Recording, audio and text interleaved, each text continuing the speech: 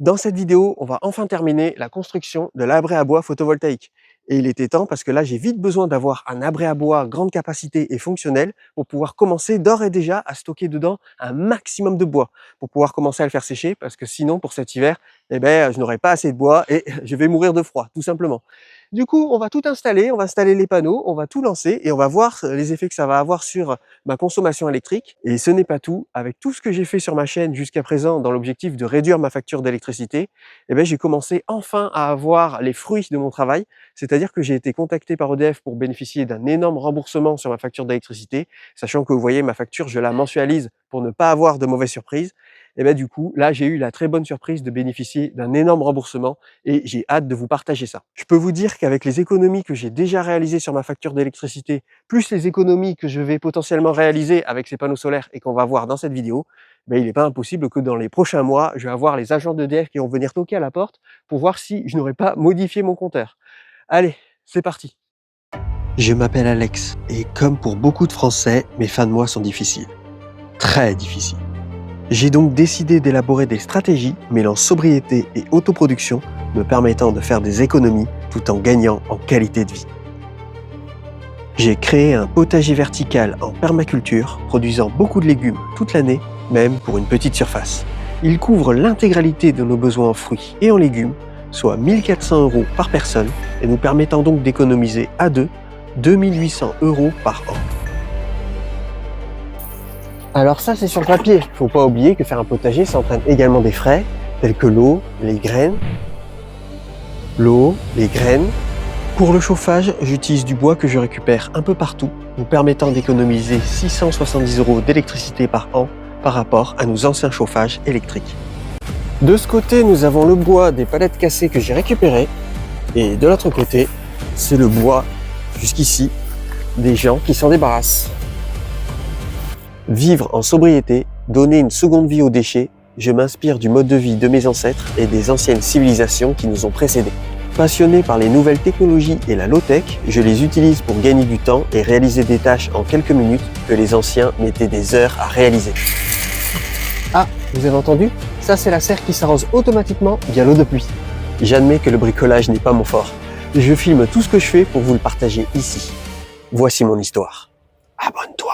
Bon, voyons où on en est dans la réalisation de l'abri à bois photovoltaïque. Alors j'ai amené ici les panneaux solaires, ce sont des panneaux solaires de 500 watts. J'en ai en tout 4, donc en tout ça va faire du 2000 watts. Ce sont des panneaux solaires qui sont solaires recto verso, solaire ici sur l'avant et solaire derrière également, pour pouvoir bénéficier de l'effet de l'albédo. C'est le reflètement que va faire le soleil ici dans la structure et qui va venir se refléter à l'arrière, permettant d'augmenter encore plus la production des panneaux solaires. Ici, nous avons l'ancien abri à bois, c'était un abri à bois construit en palette de récupération et qui était surélevé sur des parpaings pour éviter que le bois soit en contact avec le sol. Ça permet d'avoir une lame d'air qui va faire sécher le bois qui est stocké ici, permettant d'avoir un séchage uniforme et ça permet d'éviter que les palettes soient en contact avec le sol, permettant d'augmenter la durée de vie. Par-dessus l'ensemble, on avait construit une structure qui va permettre de supporter les panneaux solaires et qui va permettre d'agrandir l'abri à bois et après plus tard ici on rajoutera des palettes sur des parpaings. Pareil de l'autre côté, et ça va permettre normalement de rajouter 2 stères, sachant que l'abri à bois initial permettait de stocker que 4 stères. Et du coup, moi, ce que j'avais compté, c'était plutôt un stockage minimum de 6 stères pour pouvoir passer l'hiver. Donc voilà où on en est. Alors je vous le dis tout de suite, en vrai, je regrette d'avoir mis des poteaux en 7 par 7. J'aurais plutôt dû mettre des poteaux en 9 par 9, ça aurait augmenté la durée de vie. Mais bon, après, cette structure pourra largement supporter le poids des panneaux solaires. Moi, ça supporte largement mon poids. Ensuite, nous avions construit ici des chevrons. Donc là, j'avais fait des encoches dans les chevrons pour pouvoir les emboîter ici, de part et d'autre de la structure. Voilà. Donc cela donne ceci. Et ainsi, vous m'aviez dit dans les commentaires que par contre, j'aurais jamais dû faire des entailles aussi profondes dans les chevrons. Là, on voit l'entaille, c'est vrai qu'elle est... Elle est de 50% et encore sur certains chevrons, c'est de plus de 50%. En plus, vous voyez, l'entaille, c'est pas hyper propre. Mais voilà. Donc, ce que je compte faire, c'est, au début, j'avais prévu de mettre des vis comme ceci, qui pénètrent ici dans le chevron et qui traversent pour terminer ici, pour pouvoir mettre une vis qui solidifie toute cette zone. Mais au final, je pense que je vais faire des vis qui traversent ici. Vous voyez, qui rentrent ici et qui vient solidifier encore plus ce chevron en venant se loger ici, dans cette zone du chevron. Du coup, suite à la lecture de vos commentaires, j'ai prévu ici des vis en inox, vous voyez, qui normalement ne rouillent pas. Et du coup, ça va être cette vis-là qui va venir traverser ici et qui va venir rajouter de la solidité à la structure et au chevron. Parce que c'est les chevrons en fait qui vont supporter tout le poids. Alors du coup, les chevrons, je les ai lasurés de 3 couches et je pense qu'au lieu de lasurer, j'aurais dû mettre un saturateur. Parce que là, la lasure, elle tient pas super bien. En plus, normalement, il faut poncer. Enfin, j'ai vraiment fait ça un petit peu à l'arrache. Mais bon, on va voir si ça va tenir. Normalement, là, c'est du solide. On va voir si ça va tenir avec les panneaux solaires ou si la vidéo va tourner en autre boudin. Dans un premier temps, ce que je fais, c'est qu'après être sûr du positionnement des chevrons, déjà, je vais visser l'avant. Alors, pour visser l'avant, je fais un pré-trou ici dans la partie la plus large du chevron et un pré-trou qui rentre aussi dans la barre transversale. Et à l'intérieur, j'y glisse une vis comme ça qui fait à la fois le chevron et à la fois la barre transversale. Par contre, j'ai pas d'embout pour visser ça. Je suis obligé de visser à la main. Visser à l'ancienne. J'ai bidouillé un petit truc. Puis on va voir. Hein. Je vais utiliser une vis tire-fond ici pour fixer la barre. Là au moins je suis sûr que c'est bien solide. C'est une vis très épaisse et très robuste. Et du coup, je vais la visser comme ceci. Mais avant de la visser, je vais faire un pré-trou pour éviter que le bois du chevron ici éclate. Ne voyez pas ça comme un tuto, hein. Je vous montre juste ce que je fais. Par contre, si vous avez des conseils, je suis preneur. Donc là, normalement, je suis sûr que ça glissera pas une fois que ça sera bien maintenu ici avec des tire-fonds très robustes. Parce que c'est sur ça que seront fixés les panneaux solaires.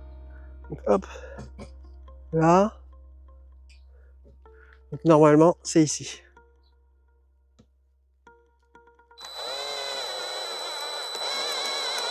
Maintenant, ce que je fais, c'est que j'ai prévissé 2 barres pour voir l'espacement d'une barre à une autre, voir ce que ça donne. Et après, je reporte ça ici, sur l'espacement entre les 2 barres qui sont là. Donc là, j'espère que mes calculs sont bons. Ce que j'essaie de faire, c'est également que là où les panneaux solaires vont se visser, que ça soit un trou qui soit plutôt large. Parce que je me dis, s'il y a du jeu, ça va permettre de plus facilement ajuster. Et voilà. J'espère que je fais bien. Ça y est, j'ai posé le premier panneau solaire et je peux vous dire que c'était d'une galère sans nom. Il pèse 1 tonne le bordel, 1 tonne. Si vous voulez faire cette installation chez vous, faites-le à 2. Hein. Faites-le à 2, c'est beaucoup plus simple. Alors du coup, chaque panneau solaire est équipé de 2 câbles, un câble positif et un câble négatif. Et c'est ces câbles-là qu'il va falloir connecter à la maison. Donc en tout, j'ai 4 panneaux solaires. Et ces 4 panneaux solaires, ça me fait en tout 4 paires de 2 câbles. Alors, comment je vais faire pour connecter maintenant les panneaux solaires à la maison? Au tout début, j'avais prévu d'utiliser ce MPPT. Alors, qu'est-ce que c'est que ce truc? Le MPPT, en fait, c'est un appareil sur lequel on va venir brancher les panneaux solaires. Et après, le MPPT, on va le brancher au réseau électrique de la maison. Et en fait, les panneaux solaires vont produire 2000 watts, vont après les injecter dans le MPPT. Et le MPPT, lui, ne va restituer que 600 watts dans le réseau électrique de la maison, permettant de couvrir la consommation quotidienne. Sachant que ce MPPT là, on pouvait le connecter au téléphone et du coup, si jamais par exemple j'allumais le lave-vaisselle, le lave-linge ou autre chose, en me connectant au MPPT, je peux ordonner au MPPT d'injecter les 2000 watts de l'énergie solaire directement dans le réseau électrique de la maison et me permettant d'utiliser le lave-vaisselle, le lave-linge et tout ça en toute autonomie. Après, par contre, bien sûr, si jamais le lave-vaisselle et le lave-linge s'arrêtent de fonctionner, mais dans ce cas, je suis obligé de me reconnecter à l'application pour me connecter au MPPT et lui ordonner de retirer les 2000 watts et de repasser à 600 watts. Donc, autant vous dire que ce que j'avais prévu initialement, c'était d'une galère sans nom à l'utilisation. Sans parler qu'en plus, les moments où on produit de l'énergie solaire, c'est les moments où il y a du soleil, en plein cœur de la journée. Et en plein cœur de la journée, on est plutôt au travail plutôt qu'à la maison. Donc du coup, c'est assez dommage de produire autant d'énergie pour au final ne pas en profiter. Mais heureusement, ceci c'est de l'histoire ancienne car la marque Zendur m'a contacté après avoir vu les débuts catastrophiques de la construction de l'abri à bois solaire pour me proposer de tester leur tout nouveau produit. Tiens, il y a un pied de tomate sauvage qui gêne, hop, on va le retirer. Il était bien développé quand même ce pied de tomate. Alors, la marque Zendur, en fait, c'est une marque spécialisée dans les batteries domestiques, les batteries solaires domestiques, idéales pour les personnes comme moi qui n'ont pas beaucoup de compétences dans tout ce qui est le solaire, l'électrique, etc. Et du coup, ça permet de rendre le solaire, l'autoproduction solaire, accessible au plus grand monde, sans avoir à devoir payer un installateur hyper cher, sans avoir à payer des taxes, etc. C'est-à-dire que là, on peut faire son installation solaire soi-même et c'est rendu hyper simple grâce aux batteries de la marque Zendur. Et quand je dis que c'est hyper simple à installer, ce n'est même pas une blague. C'est-à-dire que tout à l'heure, je vous avais montré les 4 paires de câbles qui sortent des panneaux solaires, qui permettent de récupérer l'énergie solaire produite par les panneaux. Et bien, il suffit tout simplement de les brancher ici. Ici, nous avons les 4 paires de câbles également, avec pile poil les bons adaptateurs. Alors bien sûr, il faudra utiliser une rallonge, parce que là, les câbles sont trop courts. Mais les câbles les prises sont déjà présentes directement sur la batterie. Et après, on branche ça à une prise de courant de la maison, et c'est fini. Et c'est tout. Il n'y a rien d'autre à faire. Comment ça fonctionne? En fait, les panneaux solaires vont recharger en premier lieu la batterie. La batterie fait 2400 Wh. Donc elle va recharger, là si vous avez 2000 watts de panneaux solaires, elle va recharger la batterie en à peu près 1h30 dans des conditions optimales. Et après, la batterie va envoyer le reste d'électricité sur le réseau. Et du coup, une fois que la batterie est rechargée, l'électricité des panneaux solaires est déviée sur le réseau pour pouvoir couvrir le talon de consommation. Et après, une fois qu'il n'y a plus de soleil, il n'y a plus de production solaire, et bien du coup, c'est la batterie qui va injecter l'énergie solaire qu'elle a stockée dans le réseau électrique de la maison et permettant ainsi de profiter de l'énergie solaire, même pendant la nuit. Autre avantage du tout dernier modèle de chez Zendur, c'est que cette batterie peut capter l'énergie solaire de 4800 watts de panneaux solaires. J'ai tout noté sur une feuille, comme ça au moins je suis sûr de ne pas me tromper. Et du coup, vous pouvez installer dans votre jardin jusqu'à 4800 watts de panneaux solaires et ainsi récupérer toute cette énergie sur la batterie Zendur. Donc là, cette batterie a une capacité de 2400 Wh, ce qui est plutôt pas mal. Ça permet de couvrir la lumière, ça permet de couvrir la consommation de la télé et de l'ordinateur. Mais par contre, si jamais on utilise des gros électroménagers, on risque de la vider assez rapidement. Et du coup, les batteries de chez Zendur ont la particularité qu'on peut rajouter des modules en dessous. C'est-à-dire qu'on peut acheter des batteries supplémentaires et les rajouter en dessous via ici une prise qui se situe sous cette batterie, qui est ici. Et du coup, on peut ainsi l'étendre jusqu'à, accrochez-vous bien, 16 800 Wh. Et dites-vous qu'avec 16 800 Wh, il est possible d'être 100% autonome en électricité et de ne plus jamais avoir besoin de l'électricité d'EDF. Mais par contre, il va vous falloir l'installation solaire qui va avec, parce que pour pouvoir recharger les 16 800 Wh, il va vous falloir un paquet de panneaux. Donc là, ce que je vais faire, c'est que je vais faire entièrement gérer la production solaire des panneaux solaires qu'on a installés ensemble avec cette batterie Zendur. Et après, au fur et à mesure du temps où j'aurai des économies de côté, eh ben, je viendrai rajouter des modules supplémentaires en dessous et ainsi augmenter ma capacité de batterie solaire. Et les batteries Zendur ont également un très gros atout, c'est que déjà, on peut les connecter sur son téléphone comme le MPPT que je vous avais montré tout à l'heure via l'application Zendur et ainsi gérer la batterie via l'application. Mais en plus, Zendur propose un compteur connecté qui s'appelle le CT Zendur. C'est un mini compteur qu'on vient fixer sur le tableau électrique et qui permet de connaître sa consommation électrique en temps réel. Et ben, je vous le mets dans le mille. Les deux peuvent se connecter l'un avec l'autre, c'est-à-dire le compteur connecté peut se connecter à la batterie et ainsi informer la batterie en temps réel de la consommation de la maison. Ça signifie que si jamais j'utilise, par exemple, le lave-vaisselle en plein milieu de la journée, la batterie, au lieu de juste couvrir le talon de consommation, elle va directement détecter que j'utilise un appareil qui consomme énormément et va envoyer la totalité de la production solaire sur le réseau et permettant ainsi de couvrir totalement la consommation du lave-vaisselle ou du lave-linge, etc. Et dès que le compteur Zendur, le CT Zendur va détecter que le lave-vaisselle et le lave-linge se finit, se coupent, et ben du coup, il va en informer la batterie et la batterie va de nouveau diminuer la quantité de watts injectés sur le réseau. Et ainsi, tout se fait automatiquement. Et ça, je trouve ça vachement bien. Voici à quoi ressemble le compteur connecté Zendur, une fois qu'il est connecté au tableau électrique de la maison.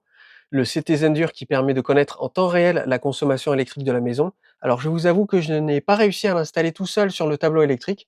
J'ai donc demandé l'aide d'un électricien. Et pour avoir installé ce compteur connecté et également pour avoir fait d'autres travaux dans toute la maison, ça m'a coûté en tout 100 €. Donc je trouve que c'est plutôt assez raisonnable. Par contre, attention, elle pèse un sacré poids. Alors si la batterie SolarFlow 2400 Pro de chez Zendur vous intéresse, eh bien, vous pouvez la retrouver en lien en description de la vidéo. Et merci à Zendur d'avoir participé à la construction de ma centrale solaire photovoltaïque domestique. Bon, on va voir où j'en suis, on va faire le tour de ce qui va pas, et puis après on va chercher ce qui va. Donc là ici les chevrons, là je te les ai vissés, mais avec une vis mon cousin, regarde ça, la taille de la vis tire-fond. Là la vis tire-fond, elle rentre là, Et après, regarde tout ce qui rentre là dans le chevron. Là, normalement, ça va être solide. Voilà, c'est pas hyper propre, mais au moins c'est du solide. Du coup, j'ai fait ça sur les 4 chevrons. Voilà. Et par contre, au niveau de la fixation des rails, je m'y suis pris à plusieurs fois, c'est-à-dire que j'avais beau avoir pris les mesures, avoir mesuré 3 fois, 4 fois, je crois que le soleil m'a tapé sur la tête parce que je me suis trompé 3 fois dans les mesures. Donc du coup, mes chevrons, à certains endroits, c'est du gruyère. C'est du gruyère, mon cousin. C'est du gruyère. Oh, je trouverai un moyen pour boucher les trous, mais en fait, j'avais pris une mauvaise mesure pour la barre qui était en haut. Et du coup, la barre qui était au-dessus, c'était également une mauvaise mesure, vu que j'avais pris les mesures vis-à-vis de la barre qui est là, pour la barre qui est là, enfin, etc., etc. Du coup, ça m'a tout décalé. Mais bon, c'est pas grave, on trouvera une solution. On trouvera une solution, c'est pas grave. Ensuite, j'ai mal positionné mes panneaux solaires, je les ai positionnés trop vers l'avant et pas assez vers l'arrière. Du coup, il y a ça qui dépasse. Donc si jamais il pleut, l'eau peut ruisseler là, aller là. Et après ici, ça peut faire de la pourriture. Donc il va falloir que je recoupe un peu tout ça. Je sais pas trop comment je vais m'y prendre, mais il va falloir que je recoupe ça. Et devant, bon après devant, j'avais remarqué que la pluie venait souvent comme ça. Le mec il cherche des excuses. Ouais, non, mais j'avais remarqué que la pluie, en fait, elle fait comme ça, là, tu vois. Elle fait comme ça, là. Et du coup, c'est mieux que ça soit plus avancé ici que de l'autre côté. Hein. Comme ça stoppe la pluie qui fait ça. Non, mais ouais, je me suis mal débrouillé. Bon, l'important, c'est que ça tienne. L'important, c'est que ça tienne. Il faut que les choses avancent, là. J'ai hâte d'en finir avec ce truc. Après, il y aura que à faire des améliorations. Ou à tout démonter, à tout recommencer. Non, je plaisante. Il y aura que à faire des améliorations. Aussi, autre problème. Vous voyez, les panneaux solaires. Et bizarrement, je sais pas ce qui se passe, mais ils sont pas droits. Ils sont pas droits là, du coup quand je les colle, il y a quand même un espace. Et de toute façon, j'arrive même pas à les coller parce qu'en fait, les rails que j'ai choisis, ils ne permettent pas de coller les panneaux solaires. En fait, les panneaux solaires, j'ai découvert ça, mais ils ne sont pas faits pour être collés ensemble. Là, il est censé y avoir une lame d'air ici pour pouvoir améliorer l'aération. Parce que pour qu'ils puissent produire de façon optimale, il faut que les températures restent autour des 25 degrés. Donc pour pouvoir améliorer l'aération, il faut qu'il y ait un espace entre les panneaux solaires. Et moi je voulais que ça soit collé pour éviter que mon bois en dessous, quand je vais stocker mon bois ici, soit trempé. Donc du coup ça fait ça fait un écart ici. Je suis deg. J'ai beau tout essayer, impossible, j'ai bien collé, j'ai vissé ici mais là ça rentre pas. Ça rentre pas, il faudrait que je fasse des trous, que je prenne des barres pleines et que je fasse des trous moi-même. Donc ma solution de blédard, c'est je prends des gouttières comme ceci et après je les glisse ici. Et vous voyez, ça fait un genre de machin comme ça. Alors je prends une gouttière qui fait toute la longueur, de là-bas jusque là, et ça peut potentiellement la maintenir.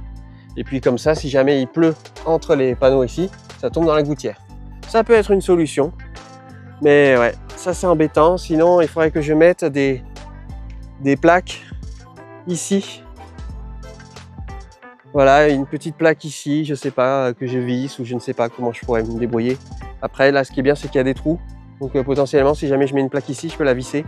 Mais ouais, c'est embêtant, c'est embêtant. Ça, ce sont des vis spéciales pour panneaux solaires, pour fixer le panneau solaire sur le rail. Donc du coup, on met ça à l'intérieur, là. On met ça comme ceci. Hop, et après, il y a ça qui dépasse. Vous voyez, ça qui dépasse. Et après, ça va de l'autre côté. Donc là, on est censé le glisser là-dedans. Mais alors, le problème, c'est que déjà, de 1, c'est une vraie galère. Mais en plus, on peut même pas les visser. Ça rentre pas là. Ça rentre pas, j'ai tout essayé, ça rentre pas. Ça rentre pas. Alors du coup, je suis obligé de visser à la main. Alors vous allez me dire, mais attends, mais t'as un pas de vis là. Un pas de vis ici qui permet de t'aider à visser. Ça marche pas non plus. Bon, j'ai tout essayé de toute façon, j'ai tout essayé. Ça rentre pas. Ça visse pas en fait. Ah, j'en peux plus, j'en peux plus. Non mais en fait le concept, c'est que je visse tout à l'ancienne. Mais à l'ancienne, tard l'époque, hein. Ah, quelle galère. Et quand je pense qu'en septembre, je vais aller construire des trucs tout seul dans la forêt, dis donc, je le sens mal. Bon, ça a intérêt à tenir hein, dans le temps, tout ce que je fais, parce que là, si je referais pas ça tous les 4 matins. De toute façon, après, on va mettre les contrebancs, les contreventiers, les contrebandiers, on va mettre tous les trucs. Tout ce qu'il est possible de mettre, on va le mettre. Ça va être solide, mon cousin. Ah, ça va être solide. J'en peux plus, je suis rincé. Après maintes et maintes galères, voilà le résultat. je vous présente le premier abri à bois qui ne protège pas le bois. C'est-à-dire qu'il y a toujours ces espaces, ces interstices entre les panneaux. Mais bon, tant pis, ce n'est pas grave. Il risque d'un peu de pleuvoir et de mouiller le bois, mais je vais trouver une solution. Je pense que je vais installer une gouttière en dessous pour pouvoir rediriger l'eau. Mais sinon, à part ça, je trouve que ça rend plutôt bien. Il va falloir que je recoupe ici, là, pour que ça soit en dessous vraiment des panneaux, pour que ça soit protégé de la pluie. Parce que sinon, s'il pleut, là, ça risque de ruisseler ici. Et là, il y a la vis, donc ça, c'est pas bon. Donc là, il va falloir que je fasse aussi cette petite modification. De toute façon, là, ce n'est que le squelette. Et après, plus tard, il va y avoir de nombreuses modifications. Comme par exemple, là, il va y avoir les pare-vents, là, qui vont être ici, de part et d'autre. Voilà, qui vont permettre d'empêcher que la structure bouge de trop. Mais sinon, franchement, je suis assez content du résultat. Ça rend plutôt bien. Et en fait, voilà, ce sont 4 panneaux de 5000 watts qui sont solaires des deux côtés. C'est-à-dire qu'ils sont solaires de ce côté et ils sont solaires de l'autre côté.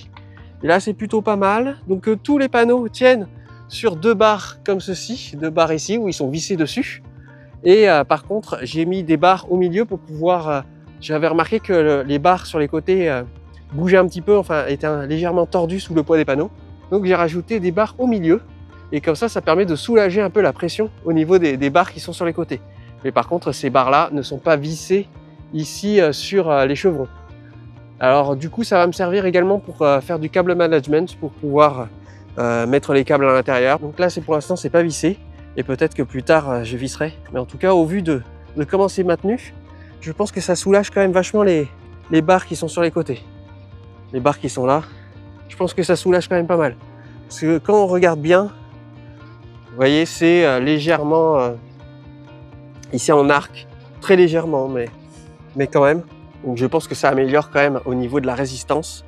Voilà, peut-être que j'aurais dû également mettre un chevron ici au milieu des 4 panneaux pour pouvoir bien supporter le poids. Mais bon, je pense que ces barres vont faire l'affaire. Et puis on verra bien ce que ça va donner dans le temps. Donc là, on peut voir les 4 paires de câbles, voilà, qui sont ici. Et c'est ces câbles-là dont va circuler l'électricité qui va être produite par les panneaux solaires. Voilà, c'est de là d'où vient l'électricité et c'est ça qu'il va falloir brancher à la maison pour pouvoir récupérer l'énergie solaire.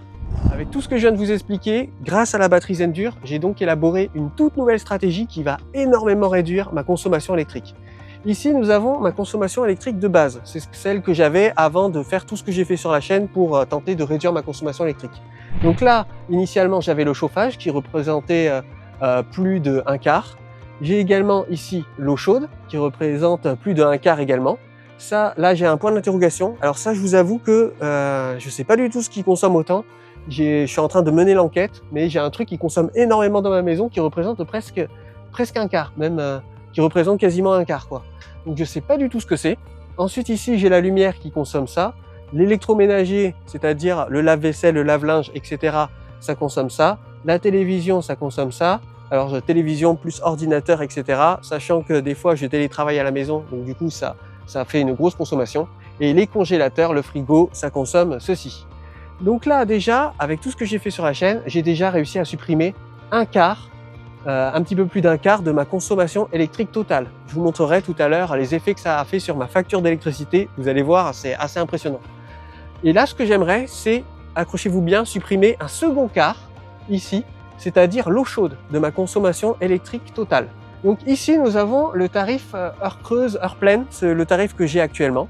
Donc en temps normal, l'eau chaude fonctionne ici. Pendant la nuit, je l'ai programmé pour que ça fonctionne en fait pendant le tarif heure creuse qui se situe entre 1h20 et 7h20.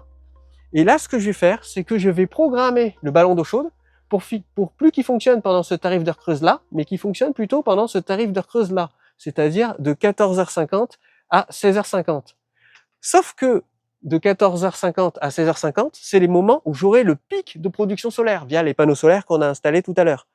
Donc du coup, ici, en début de matinée, et bien là, la batterie Zendure sera totalement rechargée parce qu'il suffit juste de 1h30 pour pouvoir recharger intégralement la batterie. Et bien du coup, après, là, je vais avoir énormément de production solaire. Et à 14h50, le ballon d'eau chaude va s'allumer pour pouvoir se chauffer. La batterie Zendure va détecter via le compteur Zendure, le compteur connecté, qu'il va y avoir un pic de consommation ici de 14h50 à 16h50, qui est le ballon d'eau chaude. Et ce qu'elle va faire, c'est que vu que là, je serai en pic de production solaire et que là, la batterie aura eu largement le temps de se recharger pendant les débuts où il y a du soleil, eh ben, elle va pouvoir injecter l'intégralité de la production des panneaux solaires pour pouvoir couvrir l'intégralité de la consommation du ballon d'eau chaude. Et ainsi, quand il y aura du soleil, eh ben, j'aurai l'eau chaude gratuite. Et ça, c'est vachement bien. Et si jamais il y a un temps où le temps est nuageux et du coup, il n'y a pas assez de production solaire, ce qui va se passer, eh ben, c'est tout simplement que le ballon d'eau chaude va fonctionner de 14h50 à 16h50 et je vais continuer d'avoir le ballon d'eau chaude qui va fonctionner pendant les heures creuses. Donc si mon plan se déroule comme sur des roulettes, normalement déjà les panneaux solaires vont permettre de réduire la consommation des congélateurs, de la télé, de l'électroménager et également de la lumière grâce à la batterie Zendure qui va fonctionner même la nuit. Mais en plus de ça, je pourrais potentiellement supprimer ou grandement diminuer un autre quart de la consommation totale de ma maison. Et ça c'est vraiment hallucinant. Donc j'espère vraiment que ça va fonctionner. Du coup, j'ai acheté un bon paquet de rallonges, mon cousin. Là, des câbles de 25 mètres.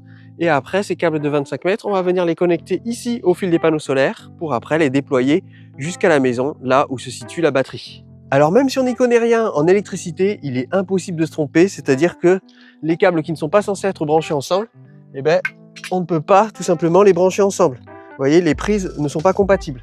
Alors que les câbles qui sont censés être branchés ensemble, eux, ils sont compatibles et rentrent parfaitement l'un dans l'autre. Et voilà le travail. Alors c'est un beau bordel, hein. Plus tard il va falloir que je range un peu tous ces câbles et que je fasse du câble management pour bien aménager tout ça. Mais voilà, tous les câbles sont maintenant connectés ici aux rallonges. Et plus tard, ce que je vais faire, c'est que je vais mettre tous ces câbles qui traînent au sol dans une gaine. Et la gaine, je vais l'enterrer pour la faire ressortir ici, au milieu de la station solaire. Bon, ma copine va me tuer parce que maintenant, on va avoir une fenêtre en permanence ouverte, entrouverte. Mais après, plus tard, je vais mettre ici un passe-câble pour pouvoir faire passer les câbles à l'intérieur de la maison sans passer par la fenêtre. Les câbles passent après ici, dans le débarras, par la fenêtre. Et après, ils sont connectés ici à la batterie Zendure, aux prises que je vous avais montré tout à l'heure. Et la batterie Zendure, elle, est connectée au réseau via cette prise. Et c'est via cette prise, en fait, qu'elle va alimenter toute la maison. Vous voyez, le système est franchement assez simple. Alors, j'ai eu un peu de difficulté pour connecter la batterie sur l'application Zendure. En fait, pour connecter la batterie à l'application, il faut passer par le réseau Wi-Fi. Le réseau Wi-Fi chez moi, c'est un réseau qui est 5G. Et qui est 5G et 2,4G. Et du coup, j'ai dû scinder les réseaux en deux pour faire un réseau 2,4G et un réseau 5G. Et j'ai pu connecter la batterie au réseau 2,4G. La batterie, une fois connectée à l'application Zendure, voilà ce que ça donne. Donc là, on peut voir que la batterie est chargée à 57%. On peut voir également que mes panneaux solaires produisent 1600 watts. Et du coup, sur ces 1600 watts, il y a 1200 watts qui est envoyé sur la batterie pour pouvoir la recharger. Et il y a également 300 watts qui est envoyé sur le réseau domestique de ma maison pour pouvoir couvrir le talon de consommation. Et on peut également connecter d'autres panneaux et également aussi alimenter une prise de courant. Et une fois le compteur et la batterie connectés à l'application, voilà ce que ça donne. Donc là, on voit que les panneaux solaires produisent 1500 watts, que la batterie récupère 1200 watts pour pouvoir charger et qu'elle envoie 288 watts dans la maison pour pouvoir couvrir le talon de consommation. Et du coup, la maison consomme 0 watts d'EDF. Là, actuellement, c'est en mode auto, mais on peut carrément faire gérer ça par une IA qui prend en compte nos habitudes de consommation et également la météo. On peut également passer en mode compteur intelligent, c'est exactement ce que je vais faire, qui s'adapte en fonction de ce que capte le compteur. On peut également mettre des prises intelligentes et puis on peut également faire en mode en fonction du tarif heure pleine, heure creuse. J'ai réussi à le faire sans regarder de tutos et sans aller sur les forums, mais si vous avez un peu de mal avec ça, n'hésitez pas à regarder les tutos sur YouTube, c'est assez bien expliqué. Le fait d'avoir mis la batterie ici, dans le débarras, est un choix hyper stratégique.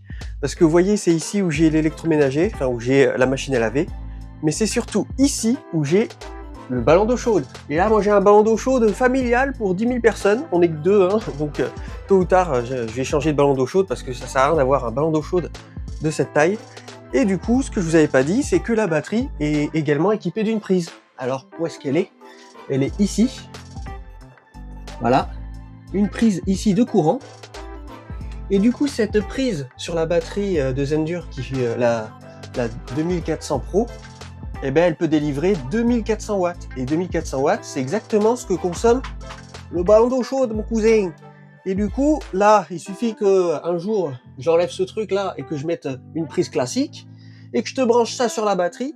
Et du coup, la batterie, elle va pouvoir faire fonctionner en totale autonomie le ballon d'eau chaude. Et voilà, et là, comme ça, je vais pouvoir ainsi potentiellement réduire un quart supplémentaire de ma consommation électrique. Avec cette installation, plus les futures installations que j'ai encore prévu de faire également sur ma chaîne, je peux vous dire qu'à la fin, ma facture d'électricité va partir en peau de chagrin et je vais payer plus cher ma facture d'eau que ma facture d'électricité.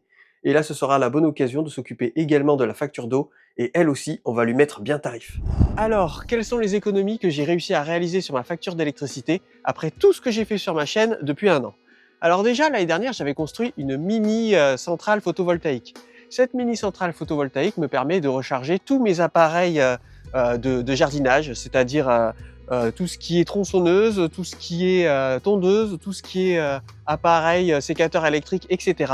Et elle me permet également de recharger des batteries nomades. Et ces batteries nomades me permettent de faire à la fois du bricolage et à la fois de faire fonctionner des pompes pour pouvoir pomper par exemple l'eau du puits. Ensuite, j'ai installé un poêle à bois qui m'a permis de cuisiner au feu de bois et également de me chauffer gratuitement pendant une bonne partie de l'hiver. J'ai pas réussi à me chauffer gratuitement pendant tout l'hiver, je n'avais pas récupéré assez de bois.